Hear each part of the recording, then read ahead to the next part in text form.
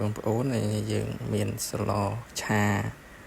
ស្លឹកចលុងជាមួយសាច់ជ្រូក3សាច់ជ្រូកបាទឥឡូវយើងចាប់ផ្ដើមរៀបចំបើកហ្គាសបើកអីដើម្បីឆាបាទគឺផ្សំវាមានស្លឹកចលុងសាច់ជ្រូក3សាច់ជ្រូកខ្ទឹមសស្លឹកខ្ទឹមទឹកត្រីទឹកស្អ៊ីវប្រេងខ្យងប៊ីចេងស្ករសបាទម្រេចបាទឥឡូវយើងចាប់ផ្ដើមបើកហ្គាសហើយយើងចាប់ផ្ដើមដាក់ខ្ទឹមដើម្បីឆាបាទដាក់ថែមទឹកត្រី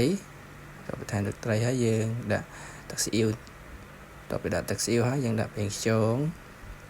បាទយកប្រេងខ្យងយកមកដាក់បន្តិចមកបាទបងប្អូនបាទដូចទៅប្រេងខ្យងយើងដាក់ស្ករប៊ីចេងបាទទៅយើងកូរឲ្យសព្វគ្រឿងបាទហើយបាទចូលសព្វគ្រឿងហើយយើងដាក់សាច់ជ្រូកចូលបាទរួចហើយសាច់ជ្រូកឆាឆ្អិនហើយយើងដាក់បន្លែចូលបាទបន្លែបាទជាប់ពីដាក់ចូលហើយយើងកូរវាថ្នមតិចបាទហើយទៅវាឆ្អិនហើយយើងរោយម្រេចចូលបាទឥឡូវចាប់ដើមឆ្អិនហើយយើងចាប់ចំដាក់ខ្ទឹមចូលតបដាក់ខ្ទឹមចូលហើយយើងដាក់ចានបាទពុកម៉ែបងប្អូនបាទឥឡូវចាប់ដើមឆ្អិនហើយ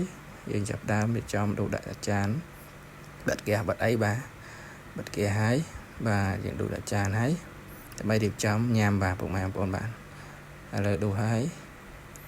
បាទក្តៅហើយពុកម៉ែបងប្អូនបាទហ្នឹងហុយបាទពុកម៉ែបងប្អូនបាទ